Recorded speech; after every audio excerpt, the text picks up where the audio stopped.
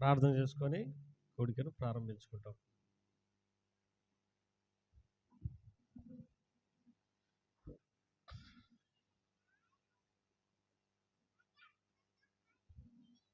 ప్రేమగల తండ్రి, దయగల ప్రభా, పరిశుద్ధమైన దేవ, మాట తప్పని మారని దేవ, నమ్మకమైన దేవ, సర్వాధికారి అయినటువంటి దేవ, సర్వశక్తి కలిగినటువంటి దేవ, వర్తమాన భూత భవిష్యత్ కాలంలో ఉండివాడ అనువాడమైనటువంటి దేవ, జీవించుతున్న దేవ, ప్రేమించే దేవ, నీ ఘనమైన నామమునకు వందనములు స్తోత్రము చెల్లిస్తూ మీ ప్రియ కుమారుడు మా రక్షకుడైన యేసుక్రీస్తు ప్రభువారి శ్రేష్టమైన నామం పేరట నీకు కృతజ్ఞత చెల్లిస్తూ నేను ఆరాధిస్తూ మహిమపరుస్తున్నాం. మరొకసారి మేము నీ సన్నిధిని ఆశించి రావడానికి ఇచ్చిన కృప కొరకై స్తోత్రములు. కేవలం నిన్నటి వారిని, దుమ్ముతో ధూళితో సమానమైనటువంటి వారిని, ప్రభా వాడిపోయిన ఆకుతో సమానమైనటువంటి వారిని, అయినా మా జీవాన్ని, మా ఊపిరిని, మాకు జీవం ఇచ్చి ఊపిరినిచ్చి మీరు మమ్మల్ని బ్రతికిస్తున్నందుకై నీకు ఎంతగానో స్తోత్రం చెల్లించుకుంటున్నాం. హెబ్రోన్ ప్రార్థన మందిరాన్ని మీరు మాకు అనుగ్రహించినారు. కొద్దిమందిగా మరి నీ చిత్తం భూమి మీద జరిగించడానికి మీరు మమ్మల్ని నీ రక్తం ఇచ్చి లోకం నుండి, పాపం నుండి, శాపం నుండి నీ ఇంట్లో సమకూర్చినందుకై నీకెంతో వందనాలు స్తోత్రం చెల్లించుకుంటున్నాం. ప్రభా, సంవత్సరాలుగా మరి మీరు మీ సేవను ఇక్కడ జరిగించడానికి మీరు సహాయపడుతున్నందుకై స్తోత్రములు. మాకు బైబిల్ స్టడీ, సంఘ ప్రార్థన, ఉపవాస ప్రార్థన, కూడిక, మరి ఆదివారం ఆరాధన, ఆయా సమయాలలో ప్రత్యేకమైనటువంటి కూడికలు ఎన్ని ఇక్కడ జరగడానికి ఇచ్చిన కృప కొరకై స్తోత్రములు. ప్రభా, మరి మీ బిడ్డల సంచారం ఇక్కడ ఉన్నందుకు నేను ఎంతగా స్తుతిస్తూ ఆరాధిస్తున్నాం.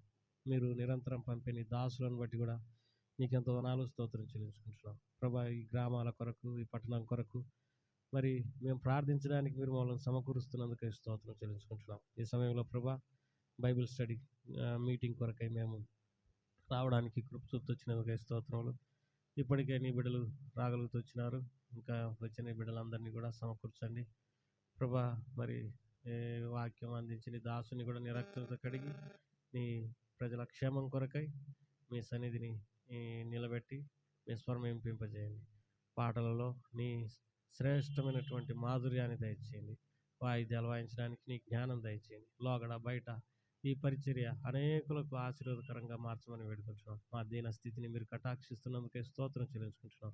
నీ మహిమ ఐశ్వర్యాలు మా అందించమని వేడుకుంటూ ప్రభా, కనబడనటువంటి దురాత్మ శక్తుల ప్రభావాన్ని విశ్వాసంతో బంధిస్తూ ఈ శిలువ రక్త ప్రోక్షణ కిందకి నన్ను కూడా నేను తీసుకొస్తుండగా సహాయపడుతున్నామని, మందిరం నుండి మందిర ఆవరణాలన్నీ స్వాధీనంలో ఉంచుకున్నామని, బయటి కలవరాలు లోపలి కలవరాలను తప్పించమని యేసు ప్రభువారి నామం పేరట స్తుతించి ప్రార్థించి వేడుకుంటున్నాం తండ్రి. ఆమేన్.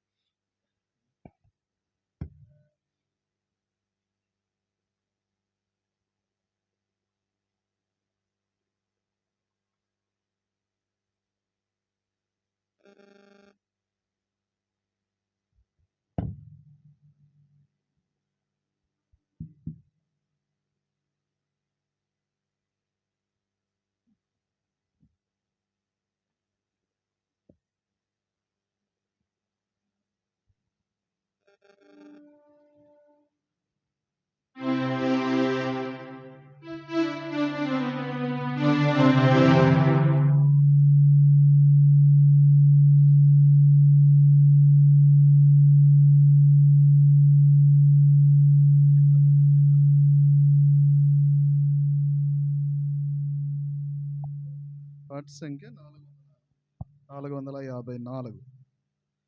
పాత పుస్తకంలో 451. స్తుతించుము స్తుతించుము ప్రభు యేసు రారాజు.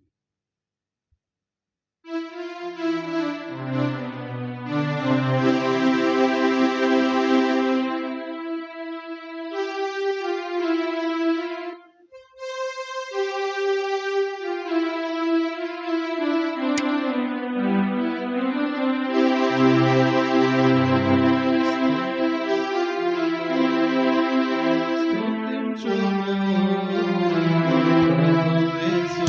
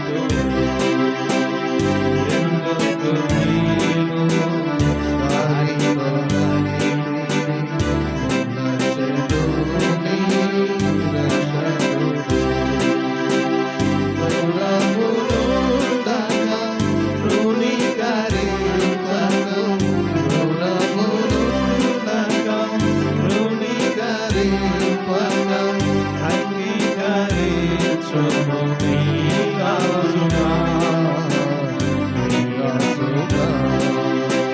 స్తుతించుము, స్తుతించుము ప్రభు యేసు రాజని. స్తుతించుము, స్తుతించుము ప్రభు యేసు రాజని.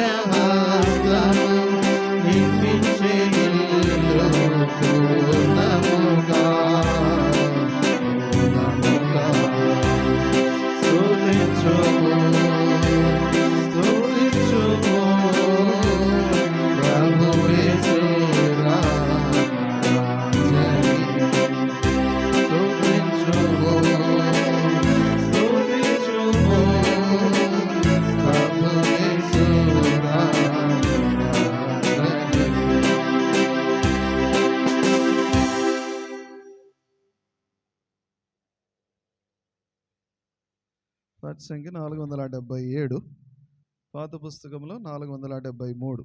దప్పిగొనిన వానిపై నీటిని కుమ్మరించును ఆ ప్రభువే.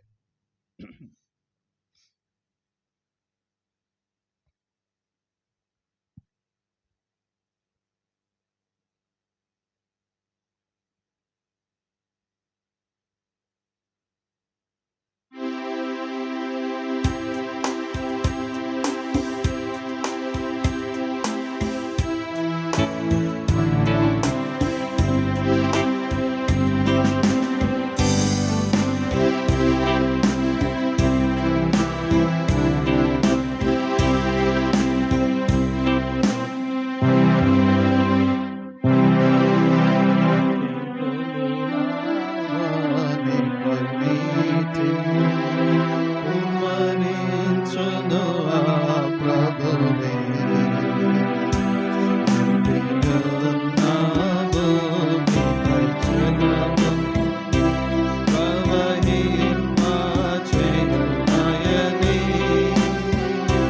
నిండియున్న భూమిపై జలము ప్రవహింపచేయునయని.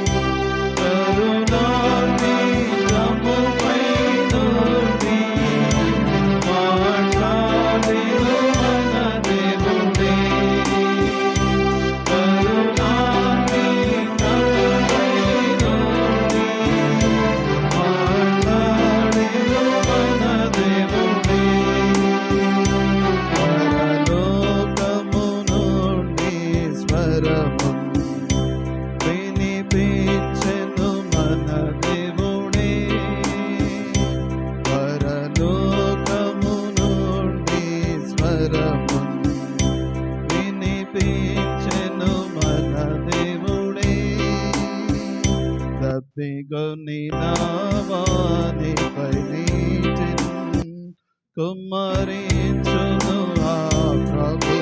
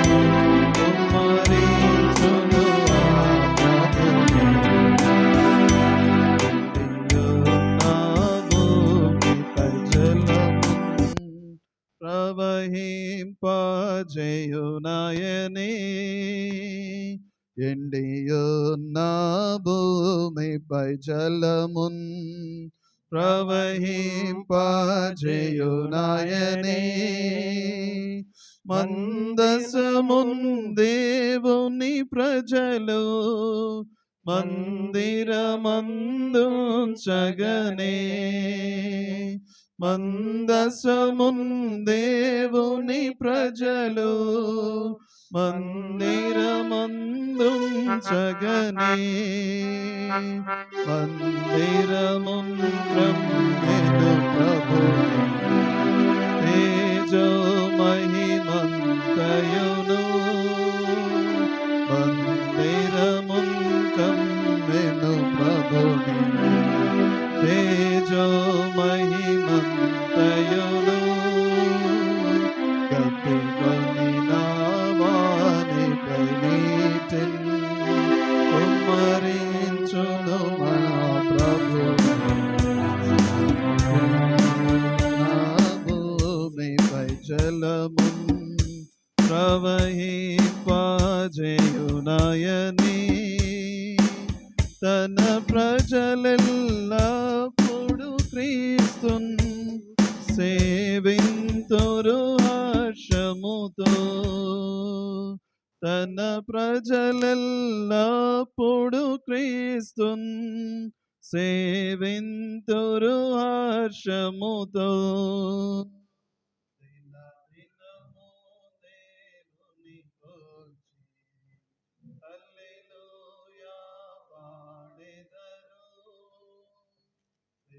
దినము దేవుని కొల్చి హల్లెలూయా పాడెదరు గతికొని నావానిపై నీతిన్ కుమ్మరించు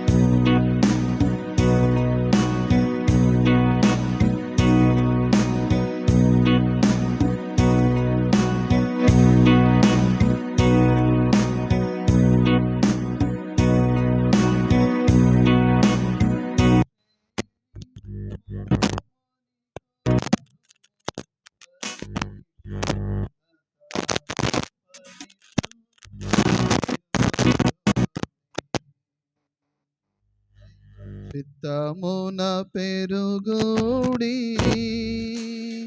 యథార్థులయుండుడి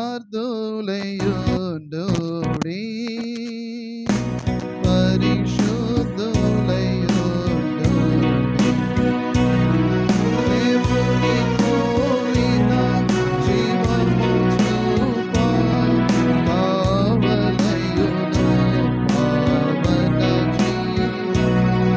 దేవుని కోరిన జీవము చూప కావలయును పావన జీవితమే శుభ్రతము కీడును పాపును పరిశుద్ధత జీవితమే శుభ్రతము కీడును పాపును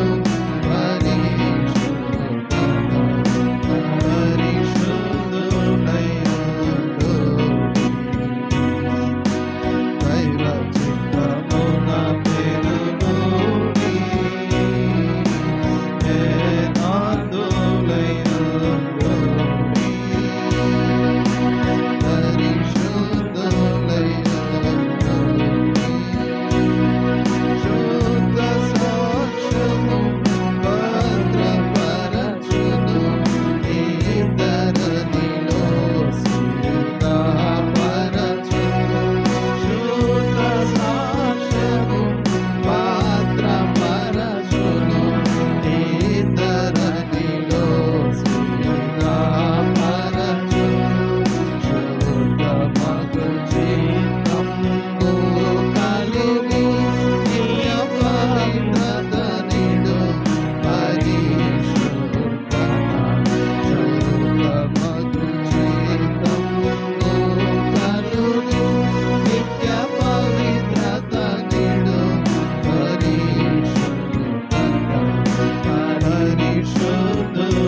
పరిశుద్ధులయుండుడి దైవ చిత్తమున పెరుగుడి యథార్థులయుండుడి పరిశుద్ధులయుండుడి నీతి తోడ జ్యోతియుండిన వేదు కొరత నేడు చూడెను నీతి తోడ జ్యోతియుండిన వేదు కొరత నేడు చూడెను నీతిపై నిలచు శేషము కొరవిధి కలిదు పరిశుద్ధత నీతిపై నిలచు శేషము కొరవిధి కలిదు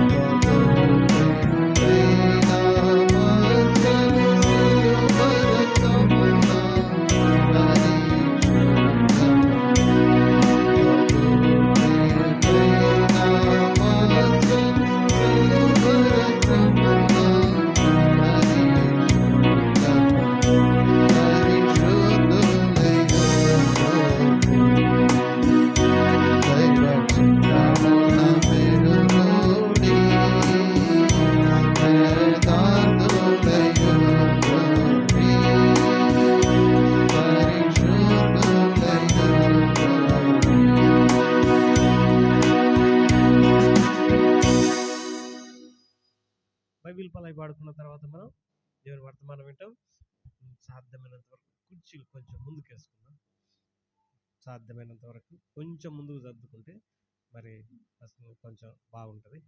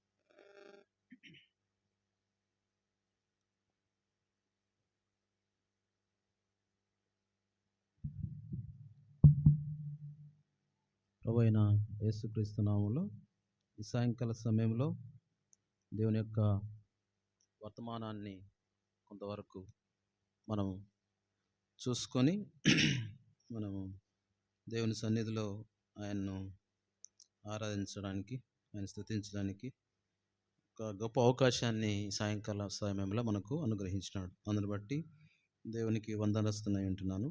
ఈ సాయంకాల సమయంలో మన వాక్య భాగం బైబిల్ స్టడీ నిమిత్తము ఈ వాక్య భాగాన్ని మనం చూసినట్లయితే కీర్తనల గ్రంథం కీర్తనల గ్రంథం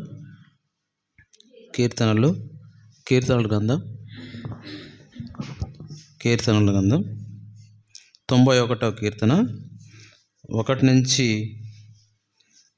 3 వరకు చదువుకుందాం. 1 నుంచి 3వ వచనం వరకు. కీర్తనలు 91, పేజ్ నెంబర్ 501, పేజ్ నెంబర్ 501 సరిపోతుంది. అందరు తీసినారా? Page number 501. అందరం కలిసి చదువుకుందాం. మహోన్నతుని చాటున నివసించువాడే, సర్వశక్తుని నీడను విశ్రమించువాడు. ఆయనే నాకు ఆశ్రయము, నా కోట, నేను నమ్ముకొను నా దేవుడని నేను యెహోవాను గూర్చి చెప్పుచున్నాను. ఏటకాని ఊరిలో నుండి ఆయన నన్ను విడిపించును, నాశనకరమైన తెగులు రాకుండా నిన్ను రక్షించు. చిన్న ప్రార్థన చేసుకున్న దేవుని సహాయం కొరకు.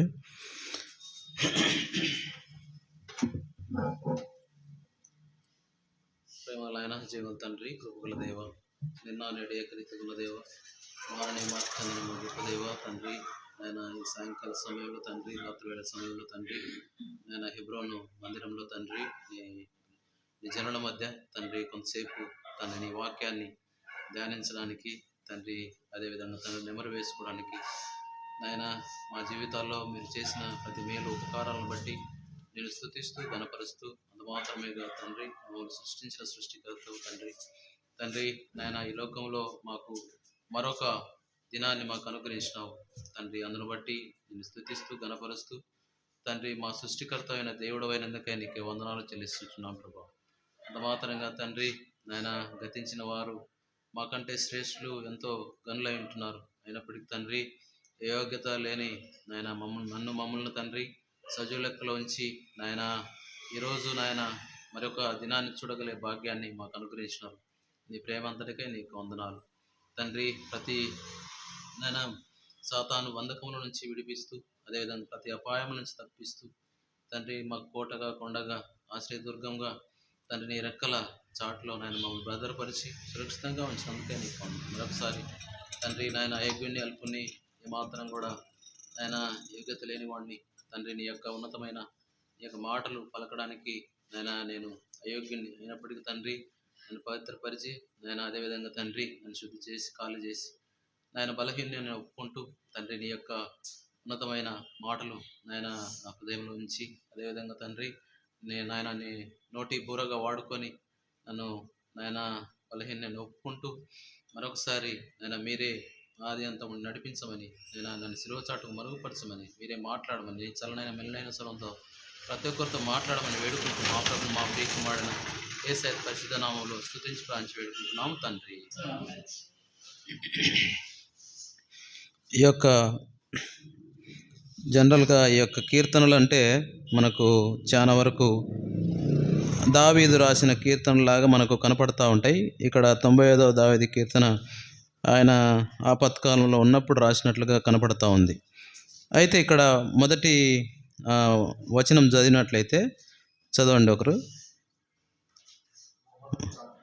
మహోన్నతిని చాటును నివసించున్న వాడే సర్వశక్తిని నీడను విశ్రమించువాడు.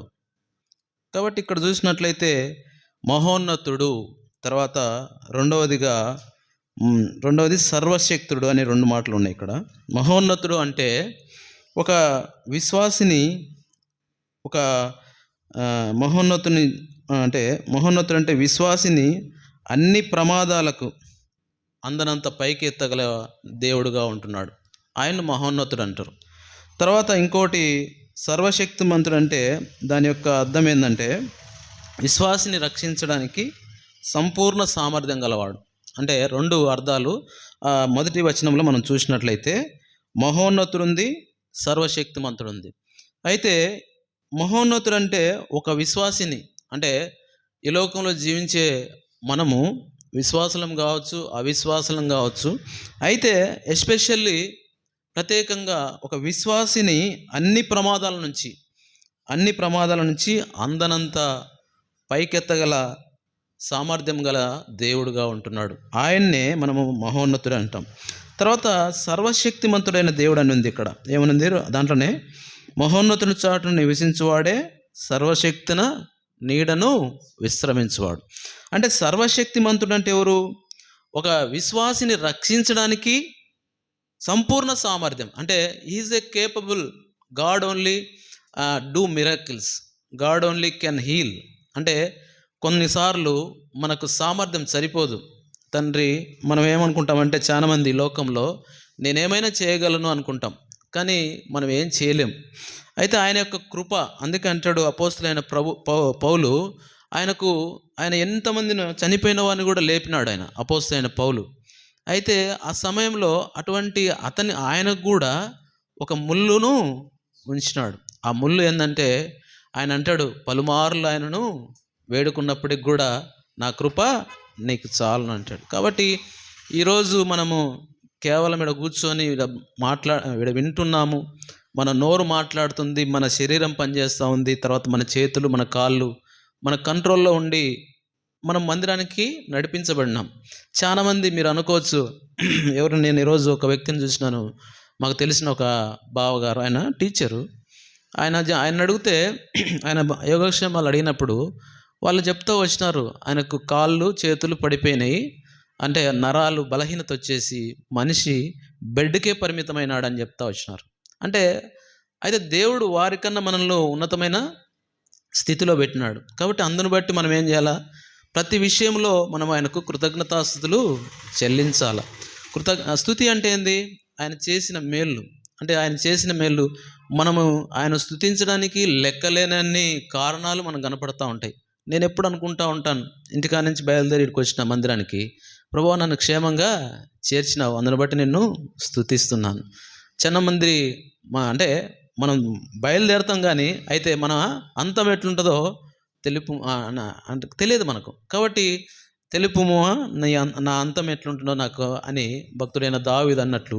కాబట్టి మన జీవితం అనేది అశాశ్వతమైన ఈ లోకంలో మహోన్నతుని చాటున ఆయన ఏమంటున్నాడు?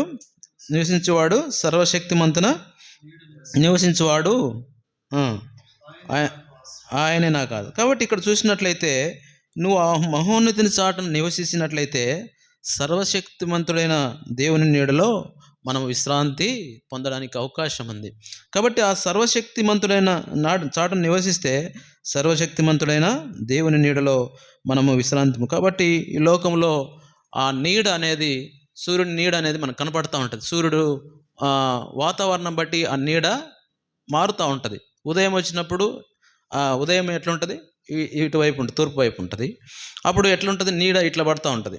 ఇట్లా మనిషి నిలబడితే ఇట్లా పడుతూ ఉంటుంది. అయితే అది వాతావరణ పరిస్థితులను బట్టి అది మారుతూ ఉంటుంది. ఒక్కోసారి నీడ అనేది ఒక్కోసారి కనపడదు. ఎందుకు?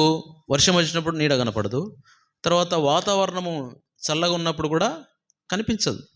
అయితే ఈ యొక్క అన్ని వేళలా ఆయన ఇచ్చే నీడ నీ వెన్నంటే ఉంటుంది అనమాట. ఆయన ఇచ్చే నీడ మనము చాలా మంది ఈ లోక పరిస్థితులను బట్టి ఆ వాతావరణం బట్టి ఇచ్చే నీడ కొంతవరకు ఉంటుంది. కానీ అయితే ఆయన ఇచ్చే నీడ ఎట్లుందంటే నిన్ను వెన్నంటే ఉంటుంది.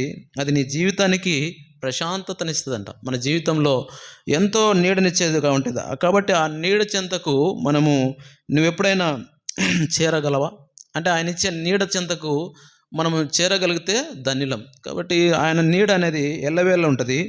ఆయన పర్ణశాలలో ఎప్పుడు కూడా మనం అడుగు పెట్టగలమా లేదనేది ఒక ప్రశ్న వేసుకుంటే గిన, తర్వాత ఆయన గుడారంలో మనం గిన ఎప్పుడు ప్రవేశించగలము అనే ఒక ఆలోచన గిన మనకు వస్తే ఆ గుడారంలో కానీ పర్ణశాలలో కానీ ప్రవేశించడానికి మనకు అర్హత ఉందా లేదా అని చూసినట్లయితే మనం ఖచ్చితంగా మనం ఎప్పుడు ఆయన పర్ణశాలలో, ఆయన గుడారంలో, అంటే పర్ణశాల అంటే నీకు ఒక నీడలాగా ఆయన గుడారంలో నీకు నెమ్మది ఉంటుంది. కాబట్టి అటువంటి ఆ గుడారంలోనికి కానీ ఆ తర్వాత పర్ణశాలలో ప్రవేశించాలంటే ఖచ్చితంగా మనం ఎప్పుడు ప్రవేశిస్తాం?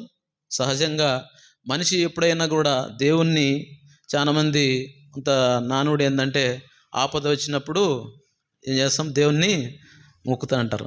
ఆపదల ముక్కలవాడ అని అంటుంటారు కదా సహజంగా. అది నాకు అర్థం కాలే అప్పుడు, నాకు లోకంలో సామెత అది. అయితే నిజంగా చెప్పినప్పుడు మనం కూడా మనుషులంగా మనము ఏదైనా ఆపద వచ్చినప్పుడు మోకాళ్ళ మీదకి వచ్చి ప్రభువా నాకు అది కావాలా, నాకు ఇది కావాలని ప్రార్థన చేస్తాం. కానీ ఏదైనా కష్టం వచ్చినప్పుడు మాత్రమే మనము తీక్షణంగా మోకాళ్ళ మీదకి వస్తాము. అది సాధించుకోవాలనేది ఆశ ఉంటుంది. అయితే మన దేవుడు ఆయన ఖచ్చితంగా మనకు ఆయన ఆశ్రయము దుర్గమై ఉంటున్నాడు.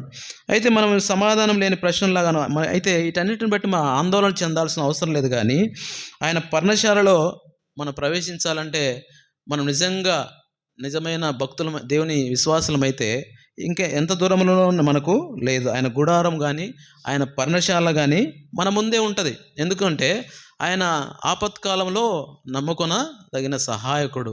కాబట్టి ఈ విషయాలు మనం చూసినట్లయితే ఈ బైబిల్ స్టడీలో ఆ పర్ణశాలలో చేరగానే మనకేం కనపడుతుందంటే మనలో ఉండే కన్నీరు నాట్యంగా మార్చుతుంది. అందుకే ఆయన అంటాడు కదా, దావీదు కీర్తన 35వ కీర్తన అంటుంది. 35వ కీర్తన చదవండి అబ్బా, చివరి అనుకుంటా. నీవు నా గోనెపట్టను విడిపించి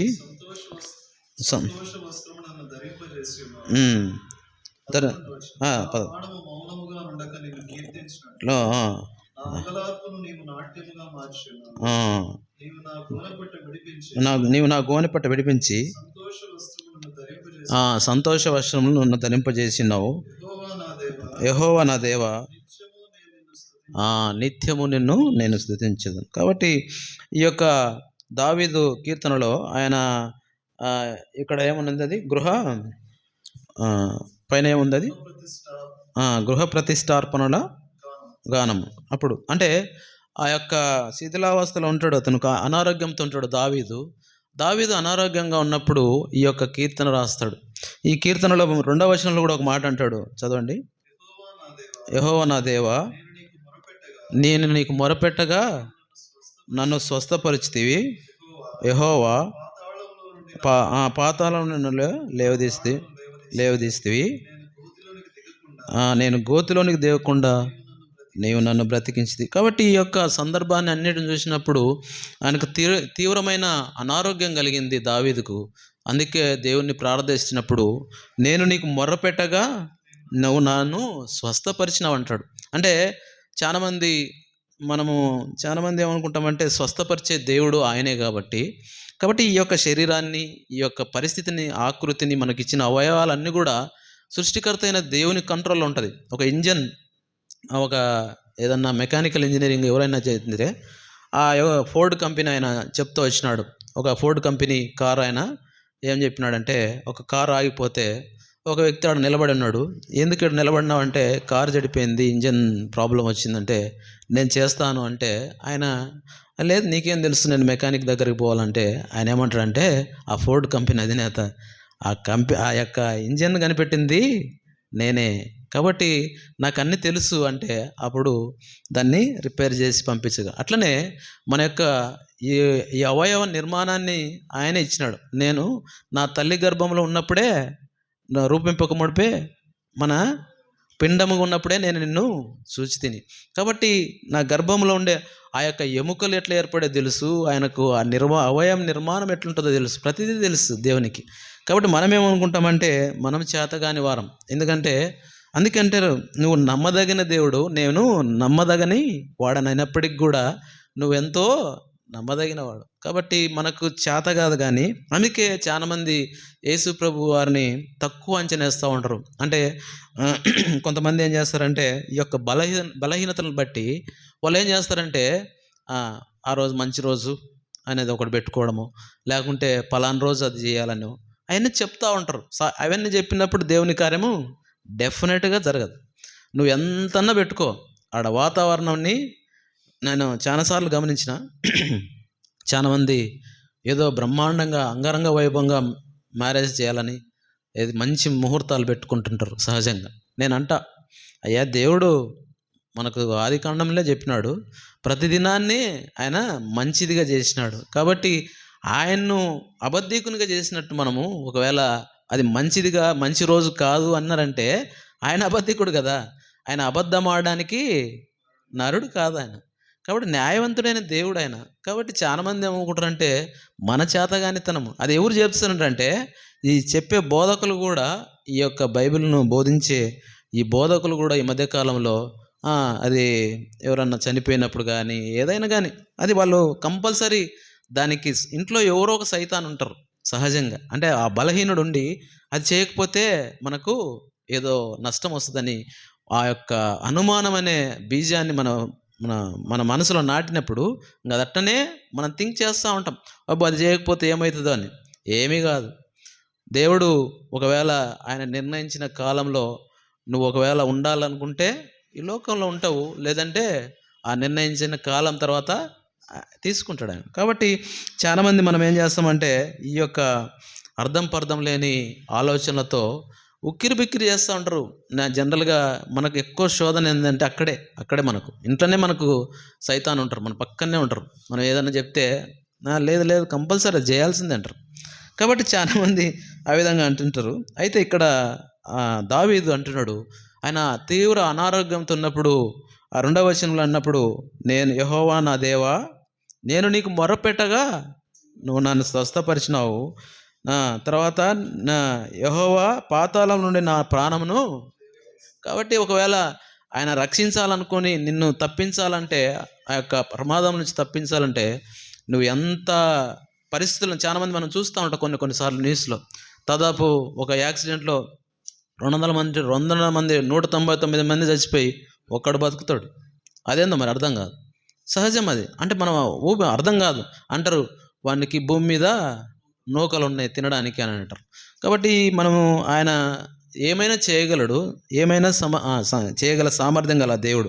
అందుకే మనం ఏం చేస్తామంటే ఈ యొక్క పర్ణశాల అనేది చేరగానే మన కన్నీరు ఏమవుతుందంటే, 11వ వచనం ఏంది, నా ప్రాణము మౌనం ఉండగా నిన్ను కీర్తించినట్టు నా అంగలార్పును నువ్వు నాట్యముగా మార్చిన.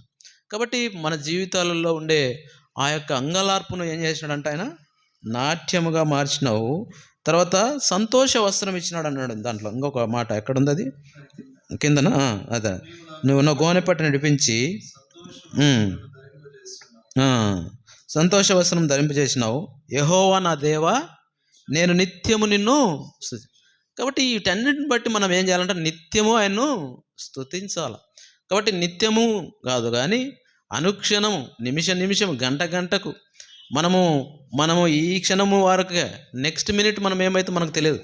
చాలామంది అనుకుంటారు నేను ఈ లోకంలో మనము ఉంటాము అని అనుకుంటాం, కానీ అందుకే అంటాడు బైబిల్ వాక్యంలో కొంతసేపు కనపడి అంతలో మాయమైపోంటి ఆవిరి వంటిది అనుకుంటాం మనం. కాబట్టి ఈ లోకంలో ఎన్నో కలలు కంటాం, కానీ అయితే నేను ఎప్పుడు అనుకుంటా ప్రభువా ఈ క్షణము నేను సిద్ధపాటు కలిగి ఉన్నానా లేదా అనేది ఒకవేళ మనం పరీక్షించుకుంటే మనకు ఆందోళన చెందాల్సిన అవసరం లేదు. ఒక విశ్వాసికి లోకంలో ఎప్పుడు విడిచినప్పటికి కూడా ఆయన పరలోకంలో, ఆయన పర్ణశాలలో, ఆయన గుడారంలో ఉండడానికి అవకాశము ఉంటుంది. కాబట్టి ఆ పర్ణశాల చేరగానే ఏమవుతుందంటే మన యొక్క కన్నీరు నాట్యముగా మారుతుంది, మన దుఃఖ దినాలు సమాప్తమవుతాయి. కాబట్టి అందుకే అంటాడు ఒక మాట చదవండి, ఇంకొక వాక్య భాగం కీర్తనలు 27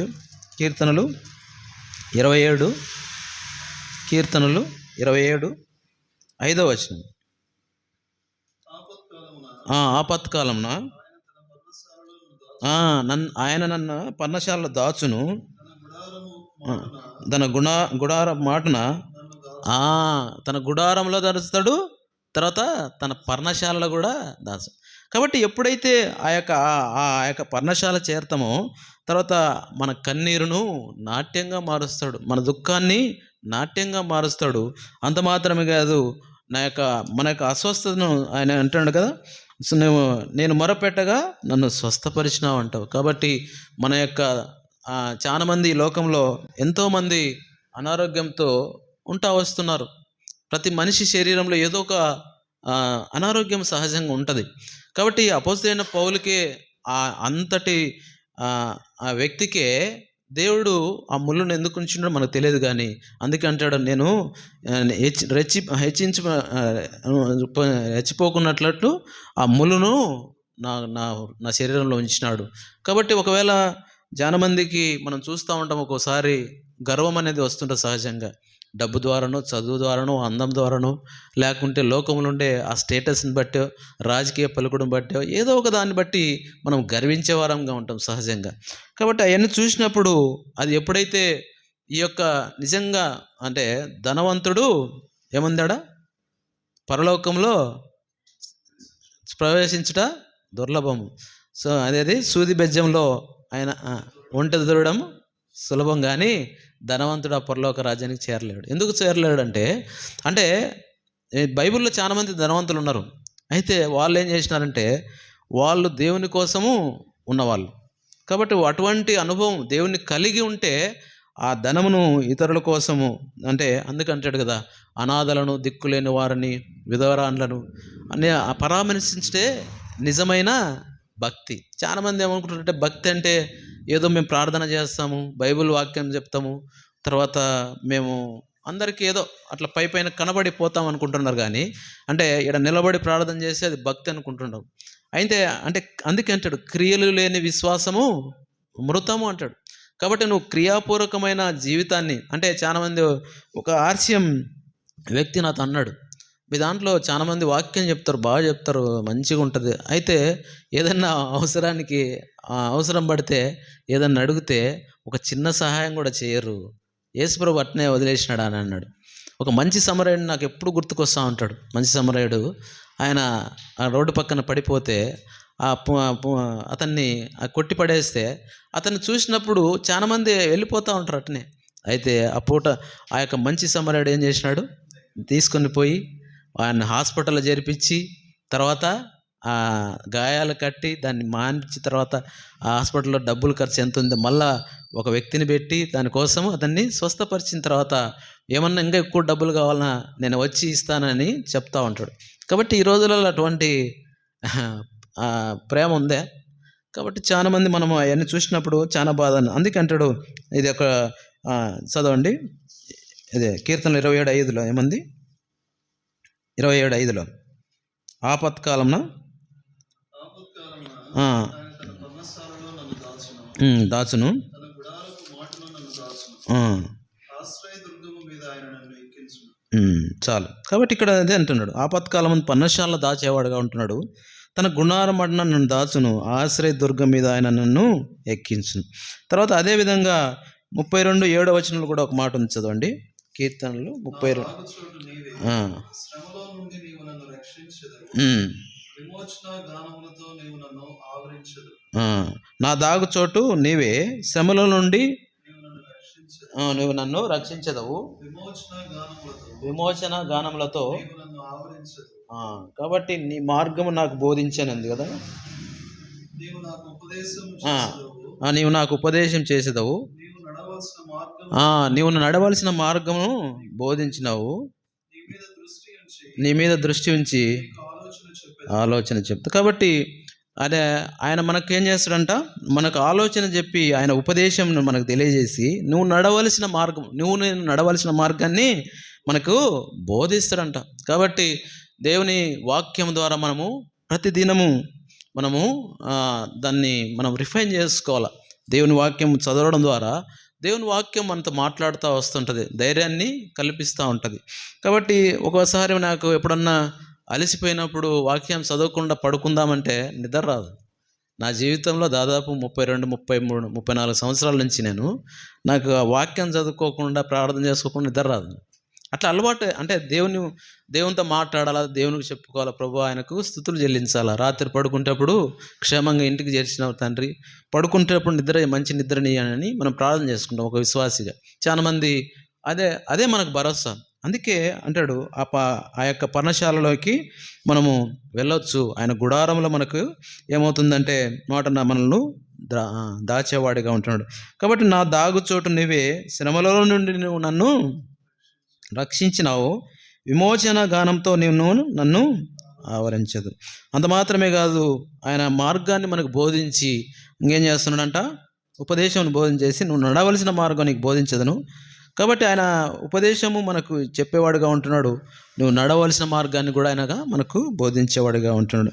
కాబట్టి ఈ లోకంలో మన యొక్క శోధనలుగా నీకు కలిగే శోధనలు, వేదనలు, శ్రమలు, కష్ట సమయంలో మనం దాగి ఉండే చోటు ఆయనే. కాబట్టి చాలామంది ఆయన్ని ఆశ్రయించకుండా మనం ఏం చేస్తామంటే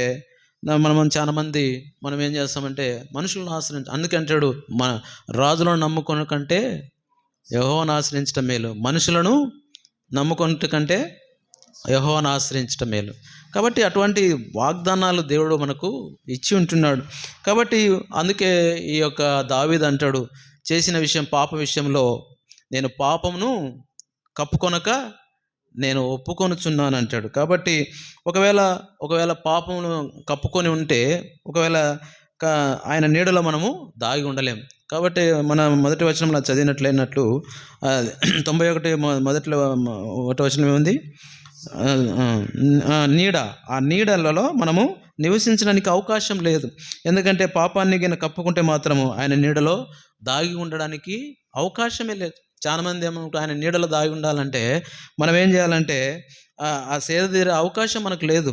అందుకే కనీసం ఆ పర్ణశాల దరిదాపులో కానీ, తర్వాత ఆ యొక్క పర్ణశాల ఒకటి, ఇంకోటి మనం చెప్పింది ఇది గుడారంలోనికి ప్రవేశించడానికి అవకాశం లేదు. కాబట్టి ఆయన పర్ణశాలలో నేను నివసించాలంటే పాపమును విడిచి ప్రభు పాదాల చెంత మనము చేరాల. కాబట్టి ఉదయకాలం కానీ రాత్రి వేళ కానీ అందుకే అంటాడు దావీదు, దినమునకు ఎన్నిసార్లు ఆయన స్తుతించిన ప్రార్థన చేస్తూ వచ్చినాడు, 7 మార్లు. కాబట్టి నిజంగా రాజు అయింది అని నిజంగా నాకు ఎప్పుడు అనిపిస్తుంటుంది, అన్నిసార్లు ఆయన దేవుని ఎట్ట ప్రార్థన చేసిండు, ఆయనకు స్థుతులు చెల్లించినాడని నాకు అర్థం కాదు. అంటే ఎంతో బిజీ. అంటే రాజు అంటే మామూలుగా ఎవరు అంటున్నారు, నిన్న ఎమ్మెల్యే దగ్గరికి మేము పోయింటే పని మీద వాళ్ళు అంటున్నారు, ఆయన అందరితో మాట్లాడడానికే సమయం అయిపోతుంది, ఎవరితో గట్టిగా మాట్లాడుతున్నాడు. లోపల ఆ ట్రాక్టర్ విషయంలో ఏదో పట్టుకున్నారు, మట్టి విషయంలో గట్టిగా మాట్లాడుతున్నాడు. అంటే నేను చేసింది కరెక్ట్ కాదా, మీరు నాకు చెప్పేటోళ్ళని ఏదో గట్టిగా అరుస్తూ ఉన్నాడు. అప్పుడు బయటకు వచ్చినాక ఆయన చెప్తా ఉన్నాడు, ఎన్నో సమస్యలు అండి, నాకు ఎమ్మెల్యేనే నేను, కానీ ఒక ఎమ్మెల్యేకి అంత సమస్య ఉంటే మినిస్టర్కి ఎంత ఉంటుంది, తర్వాత ప్రైమ్ మినిస్టర్కి ఎంత ఉంటుంది, సీఎంకి ఎంత ఉంటుంది. కాబట్టి ప్రతి మనిషికి కూడా అంటే వాళ్ళ పరిధిలో వాళ్ళకు ఆ టెన్షన్ అనేది కంపల్సరీ ఉంటుంది.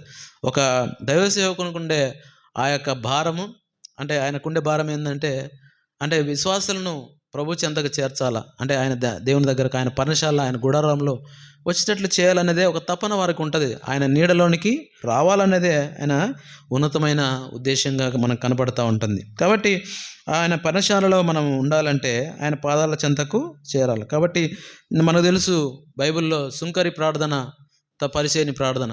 ఆ సుంకరి పరిసేయుడు ఏం చేసినాడు? నేను వారము ఉపవాసం చేస్తున్నా, తర్వాత కానుకలు అర్పిస్తున్నా, ఈ 10వ వంతు ఇస్తున్నా, తర్వాత ఇతనికన్నా నేను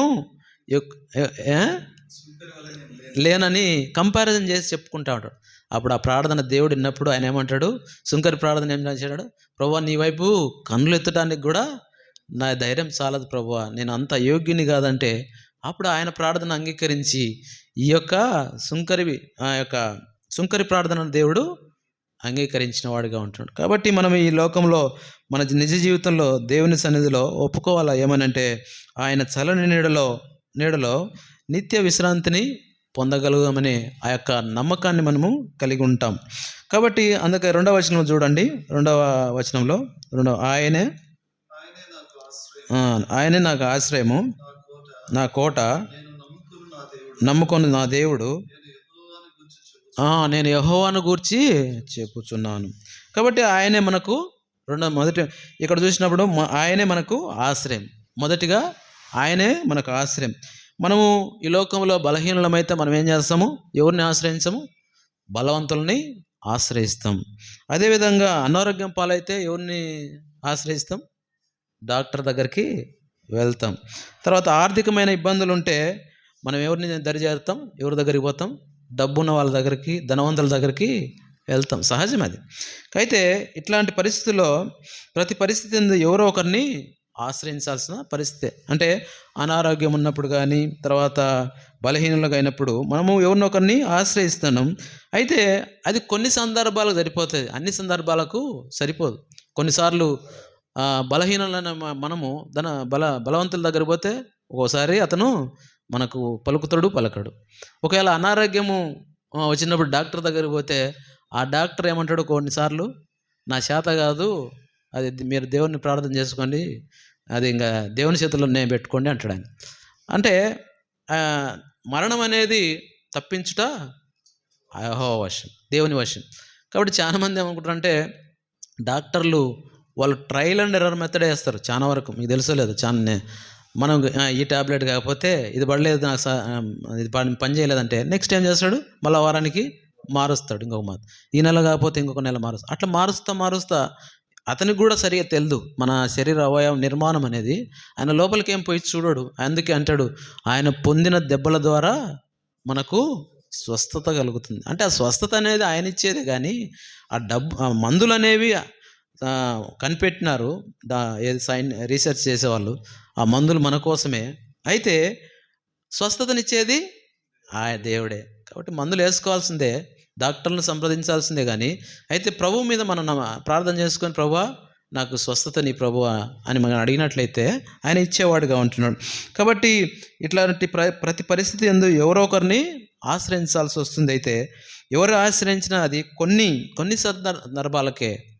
సందర్భాలకే కొంతకాలమే పరిమితం. అయితే ఇక్కడ ఒక మాట అంటున్నాడు, అయితే ప్రతి పరిస్థితి యందు, ప్రతి సమయమందు ఆయన ఏం చేస్తాడంట? శాశ్వత కాలం ఆశ్రయించేవాడు ఒకడున్నాడు. ఆయనే మొదటి వచనం మనకు చెప్పినట్టు మహోన్నతుడు, సర్వశక్తిమంతుడు. 2 ఉన్నాయి చూడాలి.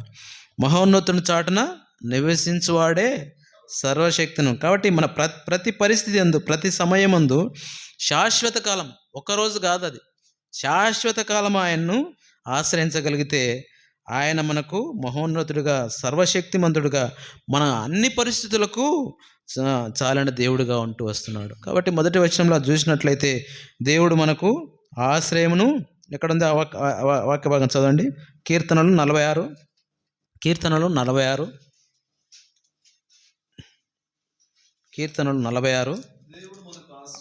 దేవుడు మనకు ఆశ్రయమును దుర్గమునై ఉన్నాడు, ఆపత్కాలంలో ఆయన నమ్ముకొనదగిన సహాయకుడు.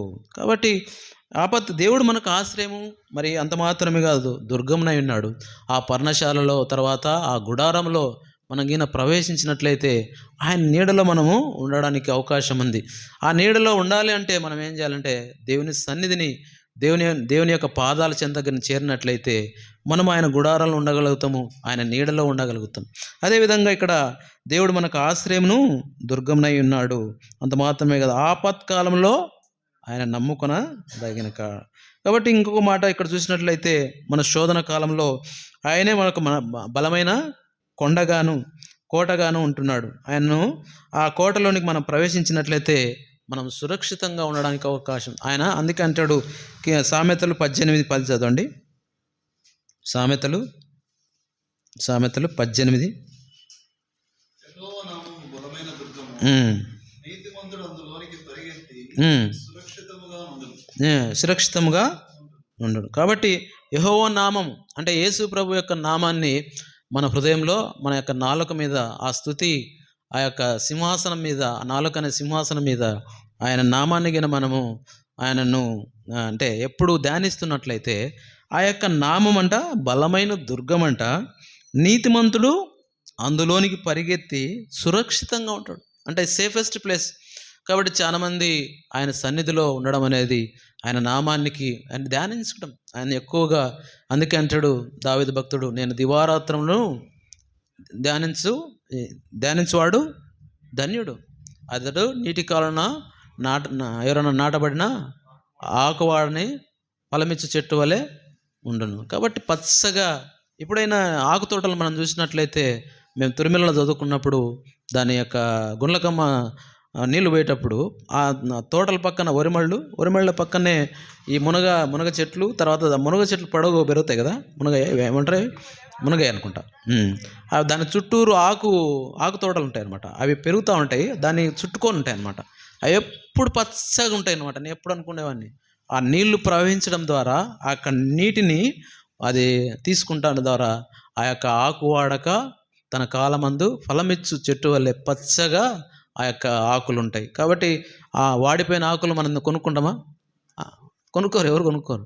కాబట్టి ఒకప్పుడు ఆకులు బాగా వేసుకునేవారు, ఆకొక్క వేసుకున్నారు, తర్వాత పొగాకు వేసుకుని సున్నం పెట్టుకుంటారు ఎప్పుడు. అయితే ఇప్పుడు తగ్గింది అనుకో కోర్స్. కానీ ఆకు అనేది, మంచి ఆకు అనేది ఒట్టి ఆకు తినొచ్చు, అదేంది ఆయుర్వేదంగా మనం తీసుకుంటా ఉంటారు ఈ మధ్య కాలంలో చెప్తా వచ్చిన.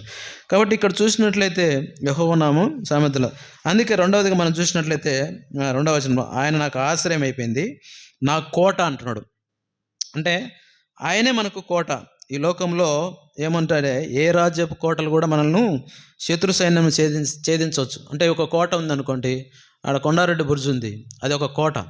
ఆ కోటలోనికి ఏ శత్రువు అయినా కూడా వచ్చి ఛేదించవచ్చు. అయితే ఆయన మనకు కోటగా ఉన్నాడు. అంటే ఆయన కోట ఎట్లుంటుందంటే మనకు, అందుకే 18:2 ఒక మాట ఉంది కదా, చదవండి. కీర్తనలు 18:2. యెహోవా నా శైలము, నా కోట, నన్ను రక్షించువాడు, నా కేడెము, నా రక్షణ శృంగము, నా ఉన్నత దుర్గము, నా దేవుడు. కాబట్టి ఆయనే మనకు కోటగా ఉన్నాడు. సాతాను ఎన్ని బాణాలు విసిరినప్పటికీ కూడా, ఎక్కుపెట్టి మన కోట మీదకి వచ్చినప్పటికి కూడా ఆ కోటను ఛేదించడానికి అసాధ్యం సాతానుడు. అయితే ఈ యొక్క మనుషులు నిర్మించినట్టు కోటలోనికి ఎవరైనా రావచ్చు, ఏ శత్రువు అయినా వచ్చి దాడి చేయొచ్చు. కాబట్టి మనం చూస్తూ ఉంటాం, రాజులు ఒక కోటలోనికి ఇంకొక కోటలోనికి ప్రవేశించి ఒక బలహీనుడైన రాజును ఏం చేస్తారు, బలవంతుడైన రాజు సైన్యంతో ఆక్రమించుకుంటాడు, ఛేదిస్తాడు. కాబట్టి ఇక్కడైతే మన జీవితంలో సాతాను ఏం చేస్తున్నాడంటే, కోట వెలుపల నుండి వాడు సృష్టించే గందరగోళానికి భీతి చెందాల్సిన పని లేదు. కానీ ఎందుకంటే నువ్వు ఆయనే నీకు కోటగా కలిగి ఉన్నావు. కాబట్టి మనం ఆయన కోటగా కలిగి ఉన్నప్పుడు ఆ శత్రువు అనే సాతాను నీ జీవితంలో ఎటువంటి గందరగోళం సృష్టించినప్పటికీ భయపడాల్సిన అవసరం లేదు. అందుకే అంటాడు, నువ్వే నాకు ఆశ్రయము, నా కోట. మూడవదిగా నేను నమ్ముకొను నా దేవుడనని. కాబట్టి మన సమస్యలలో మనం చూసినట్లయితే శోధన కాలంలో ఈ యొక్క మూడవదిగా మనం చూసినట్టే ఆయనే మనకు నమ్ముకొనదగిన దేవుడు అనమాట. మన సమస్యలు, మన శోధన కాలంలో మనుషులను నమ్ముకోవాల్సిన అవసరం లేదు. కానీ అయితే ఎందుకంటే అనేక సందర్భాలలో మన బలహీనతలు కానీ మన బలహీనతలను బలవంతుని దగ్గరికి తీసుకొని నిన్ను మరింత బలవంతునిగా చేసే అవకాశం ఉంది. కాబట్టి బలహీనని చేరితే మనం ఇంకా బలహీనలు అవుతాం. కాబట్టి మనము ఒకవేళ ఒక గుంతలో ఒక వ్యక్తి పడిపోయి ఉంటాడు, లోతైన గుంతలో పడిపోయినాడు అనుకోండి.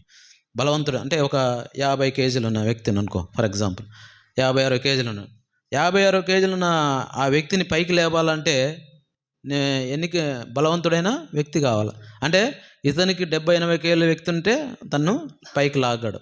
40 కేజీలు 30 కేజీలు ఉన్నాడు పైకి లాగలేడు. అట్లనే మనం ఏం చేస్తున్నాడంటే ఆయన మనము నమ్ముకొనదగిన సహాయకుడు. కాబట్టి ఎందుకంటే అనేక సందర్భాలలో మన బలహీనతలను వారి బలముగా మార్చుకొని మనల్ని మరింతగా బలహీనపరిచే అవకాశం ఉంది. కాబట్టి శత్రు సైతాను దాడిలో, ఆ యొక్క సాతాను దాడిలో మనను సమస్యలు వచ్చినప్పుడు కుంగిపోకుండా, ఎందుకంటే మనకు ఆయన రాజాదిరాజుగా మనకు రాజాదిరాజుగా, అంత మాత్రమే కాదు మనము ఆయన యువరాజుల యొక్క బిడలంగా మనం ఈ లోకంలో ఉంటున్నాం. కాబట్టి ఇక్కడ ఒక మాట చూసినట్లయితే చదవండి చివరిగా 146వ కీర్తన 3వ వచనం చూసుకొని మనము ముగించుకుంటాం. రాజుల చేతనను నరుల చేతనను రక్షణ కలగదు, వాడు నమ్ముకొనుకుడి. చాలు. కాబట్టి రాజులనైనను మనము ఏం చేయాలంట? నరుల చేతనైనా రక్షణ కలగదు. ఈ లోకంలో రక్షణ ఇచ్చేది ఎవరు? మనకు దేవుడే. కాబట్టి ఆయన రక్షణ అనేది ఉచితం అనుకుంటున్నాం, కానీ ఆ రక్షణ ఇవ్వడానికి ఆయన ఎంతో క్రయదానాన్ని, ఎంతో త్యాగాన్ని, ఎంతో ప్రేమను ఆ కల్వరి శిలువలో మనకు చూపిస్తూ వచ్చినాడు. కాబట్టి ఈ లోకంలో అందరికంటే నమ్ముకొనదగిన వాడు ఒకడున్నాడు. ఆయనకి నమ్ముకుంటే ఆయన నీ నమ్మకాన్ని ఏం చేయడంట? వమ్ము చేయదు. ఎప్పుడు కూడా యెహోవాను నమ్ముకున్న వాడికి, ఆయన నమ్ముకొని బాగుపడిన వాళ్ళు ఎవరు లేరు. ఆయన నమ్ముకోకుండా బాగుపడినవారు ఎవరు లేరు. అంటే ఆయన నమ్ముకుంటే నిన్ను బాగు చేస్తాడు. ఒకవేళ నీ జీవితం ఫలభరంతగా ఉంటుంది. ఒకవేళ నమ్ముకోకుండా ఈ లోకంలో జీవిస్తే నువ్వు బాగుపడతావు అనేది గ్యారెంటీ లేదు. కాబట్టి ఇక్కడ చూసినట్లయితే నీ కోసము తన చివరి రక్తపోటు వరకు తన ప్రాణాన్ని ఆ కల్వరి శిలువలో ఆ ప్రియ రక్షకుడు నీ కొరకు కార్చి ఉంటున్నాడు. కాబట్టి శోధన కాలంలో ఆయన చూస్తుండిపోడు, కానీ ఆయన తగిన సమయమందు తప్పక మనకు సహాయకుడుగా ఉంటూ వస్తాడు. తప్పక ఆయన కలగజేసుకుంటాడు. ఆయన యొక్క ఫోర్స్ని పెడతాడు. కాబట్టి ఈ యొక్క ఆ కోటను ఆశ్రయించడానికంటే నమ్మకంతో ఆయన వైపు ఎదురుచూడు, దేవుడు నీకు విజయాన్ని ఇచ్చేవాడుగా ఉంటున్నాడు. కాబట్టి ఈ యొక్క బైబిల్ స్టడీలో కొన్ని విషయాలు మనం చూడగలిగినాం. కాబట్టి మనం చూస్తున్నట్లయితే ఆయన మొదటిగా ఆయన మహోన్నతుడుగా ఉంటున్నాడు. అంత మాత్రమే సర్వశక్తి మంతుడుగా ఉంటున్నాడు. ఆయన నీడగా ఉంటున్నాడు. ఆయన నీడలో, ఆయన పర్ణశాలలో, ఆయన గుడారంలో ప్రవేశించినట్లయితే నీకు నెమ్మది, సురక్షితం అంటే క్షేమం ఉంటుంది. తర్వాత ఆయన అంటున్నాడు, ఆయనే నా ఆశ్రయము, నా కోట. ఆయన మనకు ఆశ్రయం ఇచ్చేవాడుగా ఉంటాడు. మన బలహీనతలో నుంచి, మన ప్రతి పరిస్థితుల నుంచి ఆయనకు ఆశ్రయంగా ఉంటున్నాడు. అందుకంటే ఆయన మన కోటగా, దుర్గంగా, ఆశ్రయదుర్గంగా ఉంటున్నాడు. అంత మాత్రం కాదు, నేను యెహోవాను గూర్చి చెప్పుచున్నాడు. కాబట్టి ఈ విషయాలు మనము దేవుని యొక్క వర్తమానంలో నుంచి కొన్ని విషయాలు చూడగలిగినాం. కాబట్టి రాబోయే రోజుల్లో ఇంకా ప్రభు చిత్తమైతే మిగతా విషయాలు కూడా ధ్యానించడానికి దేవుడు సహాయం చేయను.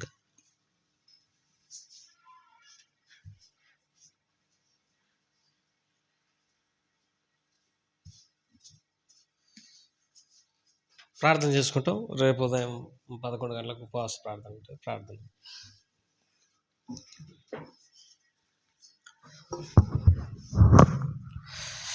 ప్రేమగల తండ్రి, దయగల ప్రభ, ఘనమైనటువంటి దేవ, శక్తి కలిగినటువంటి దేవ, మీకెంతో నాలుగు స్తోత్రం చెల్లించుకుంటూ స్తుతిస్తూ ఆరాధిస్తుంటున్నాం. ఇంతవరకు ఈ బైబిల్ స్టడీ మీటింగ్లో ప్రభ, మరి మీరు కీర్తన 91వ అధ్యాయం నుండి అనేక సంగతులు మీరు మాకు మాట్లాడుతూ వచ్చినందుకై స్తోత్రం చెల్లించుకుంటున్నాం. మహోన్నతుని చాటును నివసించువాడే, సర్వశక్తిని నీడను విశ్రమించువాడని సెలవిచ్చిన ప్రకారం ప్రభా, మేము నీ చాటున ఉండడానికి సహాయం చేయండి ప్రభా. మరి ఆపత్కాలంలో నమ్ముకున్నదైన సహాయకుడు యెహోవా మనకు ఆశ్రయమును, దుర్గమును ఉన్నాడని సెలవిచ్చిన ప్రకారం ప్రభా, ఆయన నా గోనె పట్టును విడిపించి మరి నాకు సంతోష వస్త్రమును ధరింపజేసి ఉన్నాడని సెలవిచ్చిన ప్రకారం యెహోవా నన్ను స్వస్థపరిచినాడు అని సెలవిచ్చిన ప్రకారం ప్రభా, మేము పిండంగా రూపింపక ముడిపి మమ్మల్ని ఎరిగినటువంటి వాడు, అందుకే స్తోత్రములు. ఈ వాక్య భాగాలన్నింటిలో ఉండి మీరు నువ్వు పర్ణశాలగా మాకున్నందుకే స్తోత్రములు, మాకు గుడారంగా ఉన్నందుకే స్తోత్రములు. మరి మీరు మరి పరిగెత్తుకుని వచ్చే ఆశ్రయించే దుర్గంగా ఉన్నందుకే నేను ఎంతగానో స్తుతిస్తూ ఆరాధిస్తుంటున్నాం ప్రభా. ఇంతవరకు మీ దాసుని ద్వారా మీరు ఇచ్చిన వాక్యాన్ని జ్ఞాపకం చేసుకుని బలపరచండి. మీ దాసుని కుటుంబాన్ని మీరు బలపరచండి ప్రభా. మరి తన హృదయంలో గొప్ప సమాధానాన్ని సంతోషాన్ని ఉప్పొంగజేయండి. మరి కలిగిన గాయం నుండి కూడా మీరు సంపూర్ణమైన స్వస్థత దయచేయండి. అదే రీతిగా ప్రభు వచ్చిన నీ బిడ్డలందరూ మరి రంగాయంకులు వచ్చినాడు, ఆయన కుటుంబాన్ని జ్ఞాపకం చూసుకో. మరి వెంకటపతి అన్న కుటుంబాన్ని జ్ఞాపకం చూసుకోండి.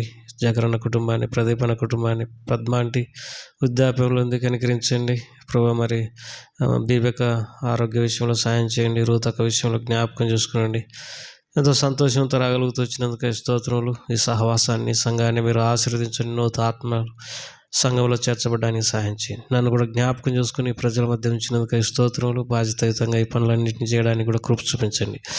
అనేక ఆత్మల కొరకై ప్రార్థించడానికి ప్రయాసపడడానికి కూడా సాయం చేయమని వేడుకుంటున్నాం. మరి ఈ స్థలం విషయంలో మీరు మాకు కృప చూపించండి. VBS కూడా దగ్గర పడుతుంది, మీరు కనికరించండి. పైన స్లాబ్ వేసుకునే విషయము, తర్వాత కరెంటు విషయంలో ప్రభు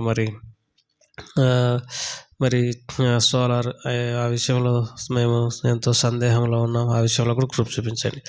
మీ సహాయాన్ని కోరుకుంటూ చుట్టుపక్కల సంఘాలను కూడా ఆశీర్వదించమని, ఎబ్రోన్ సావాసాని నాయకులను అందరినీ జ్ఞాపకం చేసుకోమని, మనోజనను మరొకసారి నీ హస్తాల కప్పచెప్పుకుంటూ, మరి యేసుప్రభారి ప్రదీపనను కూడా జ్ఞాపకం చేసుకోమని యేసుప్రభారి నామం పేర స్తుతించి ప్రార్థించి పెట్టుకుంటున్నాం తండ్రి.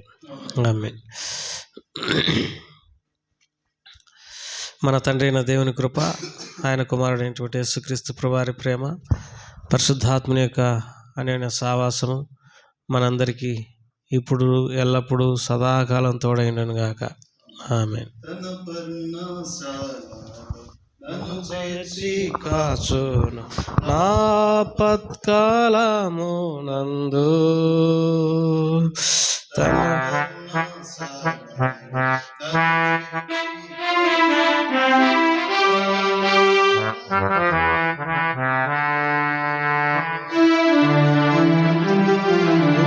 నన్ను చాచించును దుర్గము గుడారములోన నన్ను దాచియుంచును దుర్గము పైనెక్కించును.